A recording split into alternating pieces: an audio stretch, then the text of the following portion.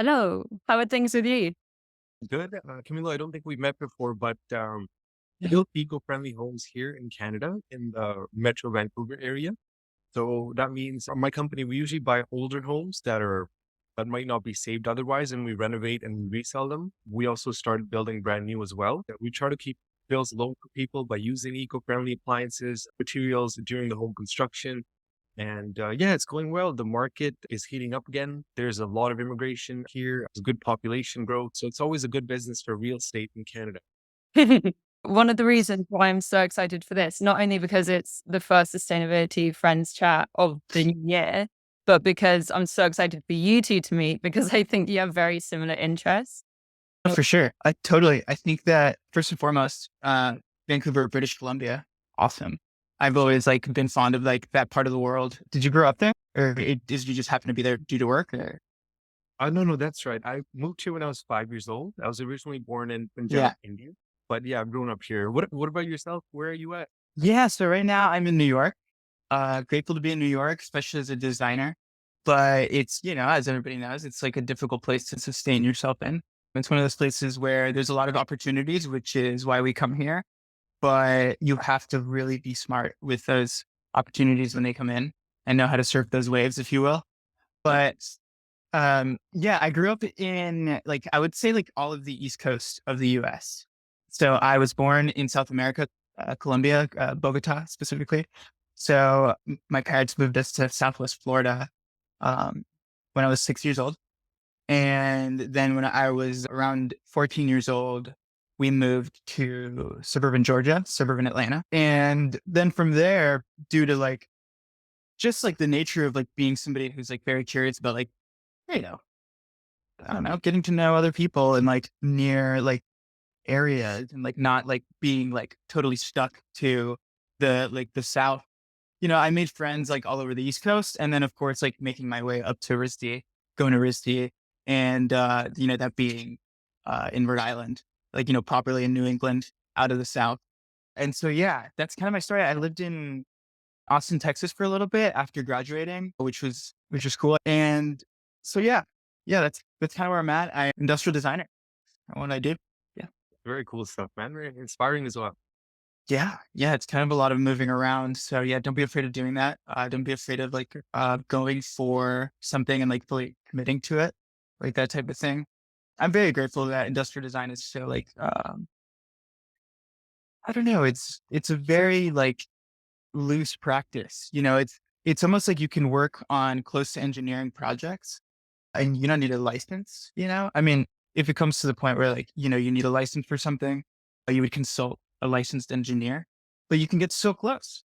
You can get so close to that aspect of making things as an industrial designer that I mean, I really enjoy that. I don't know what the right word is, malleability, aspect of the career. It's great. Yeah. And Casey, do you want to tell us about your current pursuits? Oh, I mean, I'm kind of head in the ground, just filling out job applications and stuff at the moment. But I guess my side project or passion project, I guess, is Future Yard, which is trying to figure out how to give as many people as possible the toolkit to regenerate their yards and their gardens at home on their own, basically. So that's always fun because you just get to speak to so many interesting people, and we get to interview people who live in the Northeast or sometimes in England and other parts of the world as well. But we want our main launch area to be the Northeast, so that's kind of where we focus. But you just get to speak to people and kind of hear about their interaction and their relationship with their garden and kind of what's missing and what steps need to be outlined for them to be able to have a more sustainable garden. So that ultimately we can kind of create a nice hub of tid, healthy soil so that I mean, help save the planet. But yeah, I guess that's where my heart's at the moment. What about you? What fun projects are you working on at the moment? First, I do want to share my interest in the gardening and the revival of urban gardening, especially because I'm seeing a lot of recalls for food in Canada. Every week, it seems like this product gets recalled, that product gets recalled, and sometimes you can go to the store and you see in your hand, food doesn't look that fresh. So people are becoming cautious about what's they're putting inside themselves. What As are, for me, sorry, anything what except What are the products being recalled for? Oh, those, Mm. I think it was, salmonella. There was, uh, E. coli. Oh, yeah. Yeah. There's one more strain of, problematic stuff. I'm not sure what it's called, but, I don't like how lettuce especially, that's one product that's been, recalled a lot. Okay. Um, Sweet potatoes, I'm not even sure, but it's just a huge list. Yeah. You've seen with cars as Wow. well this year. I mean, last year, Honda, all the major manufacturers have a lot of recalls. I'm not sure what's happening with quality control Yeah. of different products. That's crazy. I have a guess. I have a guess as to what's going on with quality control. And this is just a totally wild guess from my experience in the industry. Just to riff off that. But again, let's keep talking about urban farming. I think that's awesome. I think the reason why quality control may be of concern from the consumer standpoint, I mean, I kind of sound like an old man saying this, it's like things weren't made how they used to type of thing. But the truth is there are like specific, you know, things that have taken over the industry, the shipping and logistics industry, that I think you could maybe point your finger at and be like, hey, let's investigate that and see if that's really the cause of quality control issues. Like drop shipping is one of the things that I think like totally excludes the necessity for somebody to be able to get these things in, open the package, make sure that this is made to the standard that you designed it to, engineered it to, and requested from the manufacturer. With drop shipping, it's like, let's take this from the manufacturer straight to the consumer as quickly as possible. So this could be like, quick and easy and cheap and sort of ASAP. The now sort of like mentality that everybody knows that Western culture is obsessed with. So, and things are turning, of course, things are changing to like Eastern culture now due to like Eastern nations being the superpower of the world now. Things are now shifting to being more influenced by the East. But anyway, that's just my guess is that things can be manufactured at like a B grade or like a C grade, like whatever. And then that's just going to be not quality controlled and then get into the consumer's hands. And then, nobody saw that this was infected with salmonella and nobody saw that this was, whatever it is. And it's not until a consumer gets sick and puts in a lawsuit, just to bring it back around to our conversation, that, maybe that's what gets people to notice. It's like, hey, this actually needs quality control. This needs that, like, we need to introduce that back into the process, the A to Z product process is my guess. I don't know. What do you guys think? I'm not sure if it's the fault of the grocery stores that don't do quality control properly. In Canada, most people blame them, or if it's at the shipping stage, or is that it's at the source. But yeah, it's very scary how many of the things you can't even see in your, like if you go to the store, you pick up food, you might not be able to spot some of the problems that might be inside the dangerous microorganisms. But yeah, you got to look out for what you eat. You can't just pick up randomly, put it in your cart. Got to look more closely. Climate change here is also increasing the prevalence of these kind of problems and infectious pests and stuff. So that's something I'm dealing with in real estate as well. I was going to mention before that climate change is, I think, affecting a lot of different industries, and I'm sure it's affecting you both as well. Yeah, yeah, yeah. Yeah. In terms of like our profession? Yeah, for example, I can give an example. In real estate right now, what Izzy asked earlier, any new changes or anything going on, we're having to, developers like myself, we're realizing we're having to keep climate change in mind, that there might be more extreme events. So our government here in British Columbia, it has the BC Building Code, which basically says that a home has to be safe enough, comfortable enough to withstand basically the average of the natural disasters in the past 100 years. You can extend that to, it's not going to cover something that's absolute worst in the past 100 years. It's not going to cover anything that even worse that happens, because climate change implies that more extreme weather events will happen. So many people don't care. They just want to do the bare minimum. But in my company, we do try to strive for exceeding the bare minimum, making sure that, this home is durable for long term, because we do expect that there might be more extreme weather events. So The little details matter, making sure all any sort of safety features the home can have, even if they're optional, they should have, because you never know what to expect with the future. And yeah, that's what I meant by how climate change is my industry. What about you guys? Yeah. Do you want to go ahead and answer first? Or No, no, you go for it. so yeah, from the industrial design side of things, product development. Unfortunately, there can be a lot of greenwashing, as you guys know. People who use it strategically in business to, uh, make things more attractive to a certain market, because there is thankfully a market for it, and it's a niche market, but it's a growing market, which is great. We just need to know how to foster that. And if you will, like, let that bloom correctly and let these markets grow, and more people just like understand that, having a consideration for this, like, hey, it's like, where, does this company stand in terms of, environmental, let's put it this way, environmental consciousness, and like doing something about it. And, are they doing anything about this? So like you look up, like, Trader Joe's, or like, I don't know, like Coca-Cola, right? And then you see like what they're doing, right? In terms of that. And then you like make the decision accordingly, rather than being like, hey, this is just being advertised to me. Or yeah, you know what I mean? Like, in terms of industrial design. And then directly with my practice, and like what I try to do with how I design, is always like, and I think it's just due to the fact of being like a millennial and close to like a Gen Z, like somewhere in between there. I was born in 94. And so, we were raised with this like fear of like a burning future. And it was like these little textbook snippets that I remember reading. It's like, hey, one day you like walk out. I remember reading, so I'll never forget. This was like, must have been like eighth grade. And it was, we're doing what's called here in the US popcorn reading, which is like, somebody reads a passage and then you call on somebody else to read the passage. And I remember when I got chosen to read out loud for everyone, for the whole class, we call that popcorn reading. I don't know how you guys call it in Canada or in England. No, I I'm curious to, yeah, and maybe it's a very American thing. But anyway, so I remember I got called to read this passage. And as I was reading it, I was like, what the heck? It was just basically illustrating a future in which there would be so much smog in urban environments that you wouldn't be able to like walk around without some sort of helmet, like assisting with oxygen and filtering. Uh, it was suggesting that type of future. And I don't know if textbooks were trying to like instill fear in the minds of the next generation, so that we would actually like do something about this, if you will.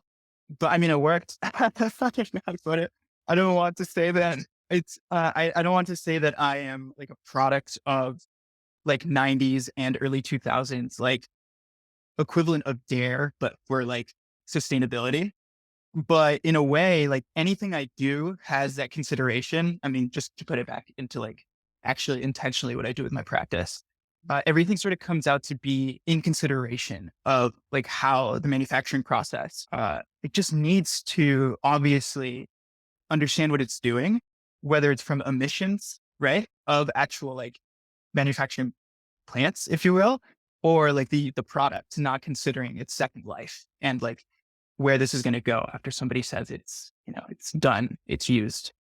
Is it going directly in the trash? Or is this product ideally designed in a way where it can be, and it's a little bit of a romantic thing. Sorry for being so long-winded, and all in things here, but it's a bit of a romantic thing of thinking that you can design a product where the user would be like, oh, great, like I'm done using this, and now I'm going to transform this into something else so that I can keep using it.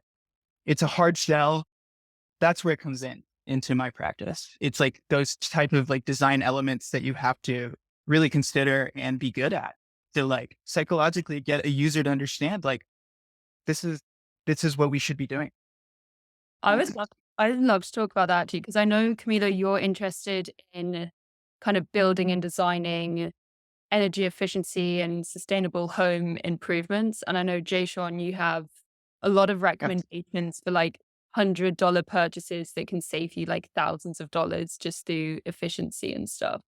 So I don't know if something comes to mind for either of you, but if it does, could you please share? Yeah, and Camilo, I just wanted to mention I appreciate how you do think in a considerate way about the consequences of your actions in your industry. And that's a really good way to put it, considerate. And I think that's a movement happening worldwide. In my nutrition course, in my bachelor's at UBC, we were told that as a nation moves from poverty, middle and upper class, people start consuming excess amounts of meat. They spend on products that aren't that good for the environment. As nations start transitioning from upper class to elite wealth, like some of the Western nations and Japan as well, and people start buying more sustainability oriented products, they attend more spiritual sessions. I guess people start realizing that endless wealth isn't the path to happiness. And so they do become more Right. considered as a culture. But what Izzy asked about any products that I can remember for sustainable renovations, retrofitting. One easy product is the low flow shower head. So this is going to have some math. I'll try to Super. keep it quick, but stay with me. There is a home. It was fourplex, meaning four different like apartment units in a single detached home. And so the fourplex had around 13 people living in it, or up to 20 at times. This home had all old shower heads, which were 10 gallons per minute. And I talked to the homeowners, sorry, not the homeowners, the tenants, and they said that they shower on average about 10 minutes each. Some of them take a bath. So I was informing them that usually it's recommended to take a shower for 5 minutes. That just reduces the water usage by half. I changed all the shower heads from the 10 gallon to the 1.5 gallon per minute. And Wow. so when Oh, it's wow. 20 people showering daily for 10 minutes and now 5 minutes, you're switching from 10 gallons to 1.5. And across the year, I'm not going to do all the math, but it's actually hundreds of thousands of gallons of water that was saved. And so hundreds of thousands of gallons of water. How much time did it take to save that? The shower head changing those was honestly like 15 minutes each. Mm. So it's a little bit of time you can do to improve it a lot. Other than that, as you know, most homes today, I think will have, especially in developed countries, they have double pane windows. So they preserve heating and cooling better. But if someone can't afford double pane windows, or lower income families especially, there's this thing called, I think in America and UK, it might be called window film. So you can get it at any hardware store. It's basically a sticker. Put it on top of your window, and it starts getting the efficiency of close to double pane. And it only costs a few dollars here. I'm not sure how much where you are. Other than that, something cheap to do is when you're in the washroom, the bathroom, you keep the fan on when you're taking a shower, and half an hour afterwards. When you're in the kitchen cooking, you leave, the cooking fan, the range hood, but this prevents mold and mildew, which can make people sick. It causes the home to age faster, decreases the longevity. Anything you guys do at your homes, as you mentioned, Izzy, the urban gardening thing, growing your own stuff, that saves a lot of money. You're going to have to make trips to the grocery store. And if you were shipping something from Mexico or India, you won't have to add to that carbon intensive shipping process. But anything you guys do specifically to reduce water or energy usage in your home? I know a lot of people, including myself, for the taps in our home, the faucets. We also have those high pressure, lower water flow water faucets. So it increases the pressure. It feels the same. It doesn't feel softer, but it actually uses a lot less water. And that only costs like a few dollars as well. That's so cool. That's awesome. Thanks for sharing those. That is super great. Um, I mean, I do put the fan on, but I didn't realize that I should be leaving it on for like 30 minutes after showering or cooking or whatever. And then another thing that came to mind, you're saying about Mexico and stuff. I try my very best if I'm buying food, I try to only buy things that are grown in Europe, UK if I can, and Europe at the very furthest. I'll very, very rarely buy something from further afield. Usually there's no necessity to, for me at least. Usually I can go by like just seeing whatever produce is there and buying that. Yeah. And then maybe this is a cop out. I hope it's not. I'm vegan. I think living a vegan lifestyle is a huge step. It's difficult. I'm not going to argue against that. I think a lot of people nowadays, I just met up with some friends of mine who went vegan recently. I've been vegan, gosh, I was counting it 12 years, which I'm thankful to say, yeah, 12 years. I went vegan right when I graduated high school in 2012, and I've been vegan since. And so, yeah, thankful to say that I haven't felt like it's been 12 years. It's though it's been difficult. And that's one thing I was talking about with some of my friends who recently went vegan. They were like, I don't know why, like a lot of my friends are vegan. And, they almost sounded like, the stereotypical sort of like vegetarian or vegan advocate that's like kind of like a little forceful in their sort of like beliefs, like, because it's a lifestyle. And me being kind of like weathered in, I suppose, though I've never had kind of like that, like, I want to turn people vegan. I just always admit it's not an easy thing to do, especially, for example, back at school at RISD, with the Met and everything still catering a lot towards veganism. The food there wasn't always like necessarily like what I should be eating. Um, it was, I remember I was just like, I wasn't receiving the nutrients that I needed, but, I was just focused on school anyway. But it's one of those things. But yeah, so one thing that we do here at the house is that, try and be as vegan as possible. Um, I have certain vices, I think a lot in the shower. So I'll take longer showers than I really should, which is an unfortunate thing. So maybe actually this product that you're mentioning be perfect for somebody like me.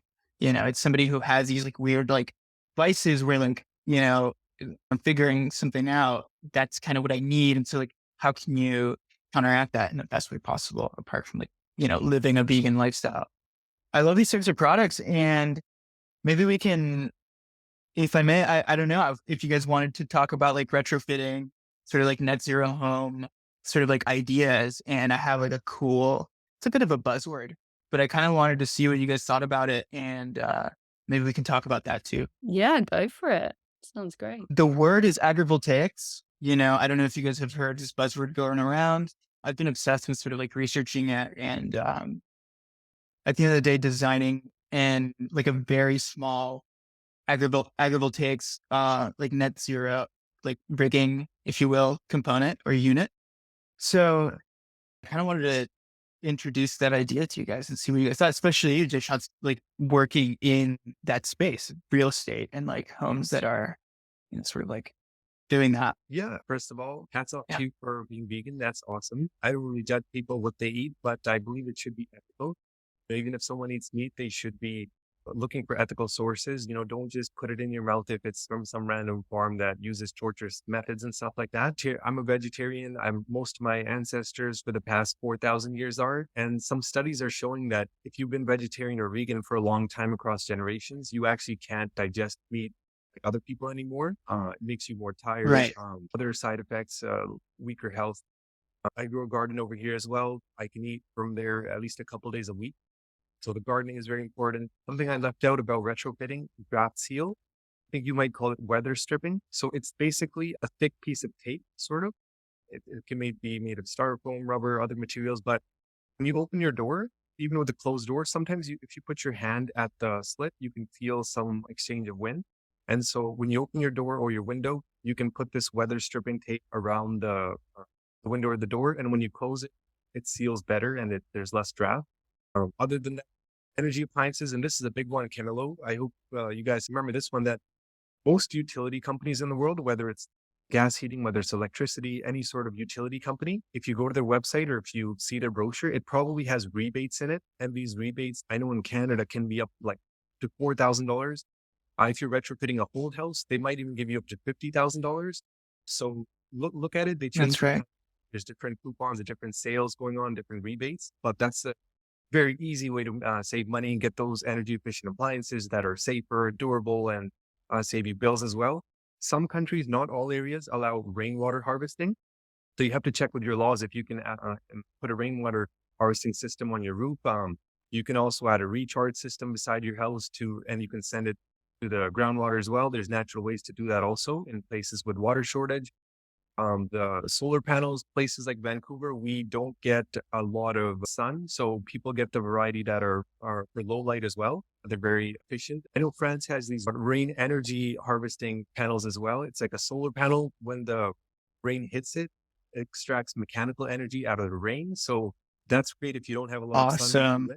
But I think it's made by China. Maybe it was tested in France, but I haven't Cool. seen it in play yet. A lot of people in agriculture, rural areas, they're using those solar panels combined with their farming system, their agriculture, saves a lot of electricity. And there's those brand new solar panels that can be used as windows as well, but I think those are pretty expensive. Hopefully the cost comes down. Is there any specific question you have about a product? Did I miss anything? No, I love this knowledge. I think we just need to continue the conversation if you have availability in the future. Because essentially, let me just put the idea out there and get your thoughts on it just with the time that we have. So, in developing something, thinking of something to facilitate this market of interest in net zero homes, net zero rating, and then bringing it into the urban environment, not necessarily exclusive to what is suburban homes, if you will. But instead, it's like, how can this be even implemented into like affordable housing? Like, what if like affordable housing development just naturally had this concept already around it? And I even found examples of projects where people will do a prototype of a block. They'll choose a block in a city and they'll rig the entirety of that block to be net zero. And that's their prototype, which is awesome. And so I was thinking of like, all of these components and units that allow for a home to be a net zero home. And then implementing this knowledge and this sort of ethos, if you will, or notion of agrivoltaics. So how can we also like influence culture to be, and I guess I'll leave it at that, where I feel like industrial design, due to my practice, or I guess I talk about this just because it's my profession, I guess what I'm trying to say. Industrial design, a lot of times people hear the word industrial and associate it to more of what's like infrastructure rather than like developing something for mass consumption and appreciation, if you will, which that should have a more green sort of image. And it should be illustrated in a way where like people immediately hear the word industry and think, you know what, this is development for human progress with the earth and like in an appreciation of that. Things are turning in that way. And I think that's what agrivoltaics is kind of like pushing for. So the idea is, what if there was a type of, equally like a solar panel as much as it is a planter, and I think I use the word planter because I'm a product designer. So I just have like this like domestic product language. But yeah. And so whether that's actually directly near a window or in a home that, where it can receive a lot of light, or like on a rooftop where you can, rig a rooftop, or even, for example, a cafe that need interior or exterior decoration.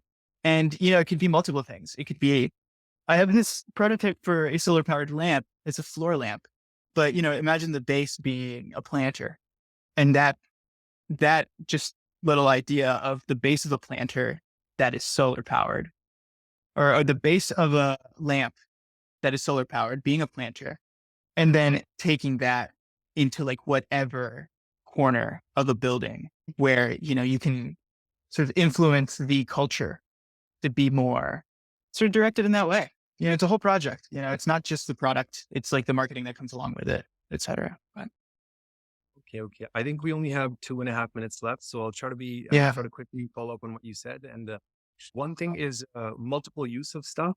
So solar panels, as you know, in farms, a lot of farmers are putting them in pastures, and you see pictures of sheep enjoying the shade, so animals can use the space as well. Some countries, like France, I think in India as well, they're putting solar panels on top of rivers and canals, so to prevent evaporation during the drought season. Some countries, including Canada, we have great waste management where all the organic waste we put in our bins, and this involves the local government. We put in green bins where like banana peels and stuff, and it goes to the biofuel facility. It becomes natural gas, and you can turn it into electricity if you want. But natural gas is used for heating and vehicle fuel as well. As for the net zero, what you said, net zero, that's a huge challenge. I'm glad you brought it up. It's a huge challenge to make a net zero home that's also affordable. But I think we got to look into passive housing more. Passive house, so ways to enhance the light of the house in three ways, just the positioning of the windows and what kind of design you use, the totally. insulation you use, the way the home is built so it has the best insulative structure. And so you want to reduce the cost. So reaching net zero isn't that expensive, if that makes sense. You want to make the home passive house with natural features, net design features. So you limit the amount of energy you need to save and generate to be net zero. And yeah, Izzy, do you have any comments? I was just going to say, do you want to hop back on in this same link just to wrap up this conversation so we're not just leaving so suddenly? Well, okay, yeah, I think that's better than a rushed ending. Hello again. Nice to see you guys so soon. Yeah, long time no see. I was just going to say, I'm super excited about that planter idea. Like, if imagine if it was all native plants and vegetables in the planter as well. Like, that was Exactly. I was thinking earlier as well when I mentioned the garden. I was like, oh, why didn't I tell them? Like, I'm so excited. I have a planter at the front. I'm so excited for spring to actually come so that I can start planting things up in it and make a little pollinator garden and maybe have a couple of veggies in there. I'm not sure yet. It's quite a small planter, but I just think it's such a great use of space. Like, why not? Has Right. And I mean, like, I think specifically what you said in terms of it being native to the area that you're in. Mhm. And I mean, I think Jashan's notion is great. I think from the architecture perspective, it should actually be designed in a way where it's a passive home, where it's now considering these new sort of like ideas that have been discovered, engineered to be how a home should actually consider airflow, or like insulation, and like the products that go into insulation and like all those things. I was even thinking like, think of like the Bronx Zoo is a building that, or sorry, not the Bronx Zoo, which is beautiful. The Bronx Museum. The Bronx Museum, I remember right when I moved here, specifically to the Bronx 2 years ago, we would drive by when I was dropping my partner off. She works at a high school. And unfortunately, like slowly but surely, the Bronx Museum, because at least that building was kind of shutting down. Things weren't kind of moving through the museum. Something happened. It sort of like started, and it became more of like an event space. As of recently, it's utilized more as an event space. And so I think in terms of that, implementing a type of rigging product to revitalize the existing architecture and sort of invite people to, you know, what I was saying about culture. It's not just the products, but it's this idea of like what happens when you introduce these products as facilitators for events, educational events, environmental sort of like conference things where like this type of information is, you know, you know what I'm saying? You know where I'm going with this, I guess. I just wanted to comment on that. Is sometimes I find it hard to find like solar products that are good quality because, normal solar panels, you hear they're supposed to last 22 to 30 years, but a lot of the smaller items like for your garden, the lights, any small products, they're often not that reliable. So it's very important to do your research on the reviews and the company and stuff like that. There's a lot of solar roofs. People are installing those, the solar roofs with the battery. But yeah, do you have any tips, Camilo? Do you know any companies you recommend that make solar products? No, I wish. I wish. I unfortunately haven't been able to get in touch with manufacturers. I tried to produce my lamp, just a simple solar powered solar lamp for, that corner of the home that is always like is illuminated by light throughout the day. And it's kind of a beautiful little thing because it turns on by itself when the sun goes down. So that's kind of fun, and vice versa when the sun goes up. So I tried to produce that. And in trying to produce that, immediately I was hit with like all these roadblocks of like how there isn't a accessible minimum quantity order for somebody working at my level. From my sort of like independent industrial design, like you would say like the function of like a small business, if you will, I would look into sort of like what I call like small, large scale production. It's one step up from medium scale production, where you are having a factory make close to like 200 or something like that, like 2 to like 300 of something, versus like, making yourself either like when the orders come in, or like making things in batches of like 50 to 100 because you're producing them yourself or with a small team. Or of course, like, the like large scale manufacturing, industrial design, which is millions of a unit being produced. So like, because I just haven't been able to break into that market, I haven't worked for a studio where they're working on that type of project. And then I could know immediately, this is how that industry works. And this is the perfect solar panel company to go to. I just saw that info, unfortunately. No worries. I'm sure we'll figure it out, trial and error. Yeah. Do you sell the products you make internationally, or are they just for testing or for in your area right now? Yeah. So I have no problem like, booking something with DHL. It's just more expensive. And I have a lot of experience actually in terms of the administrative side of like a brand or a company in terms of shipping and logistics. So with DHL, like I know for a fact in the level that I'm operating in, I can't get things to be like super affordable internationally. But yeah, I mean, it's possible. It's just kind of expensive. And you have to pay you have to pay specific shipping taxes when you're shipping overseas. And so that like adds to the costs, unfortunately. But thankfully these days, I think a lot of people appreciate the sort of handmade thing and they're willing to pay the price for like these things, even though they shouldn't be priced like that. But yeah, so that's how I operate. If I am able to make something in my studio, my small studio, whether it's a piece of jewelry or it's like a piece of apparel or like a bag or soft good is what we call it, or even a small piece of furniture, right? So I'm able to figure that out. It would just be a matter of somebody ordering it in the small pipeline that I have, which is at the end of the day, just Instagram. Should be more pipelines, which is what I'm working on. But yeah, that's kind of how I operate, if that makes sense. I guess, apart from a consultancy, which is how a lot of, studios will operate. And I try not to like segregate that. I'll leave it at that too. You know, both product and service. If I'm able to talk to somebody who wants to develop something for like the millions level, we can work on that type of product development at that point as well. Different than like launching my own product, making it myself, etc. But yeah.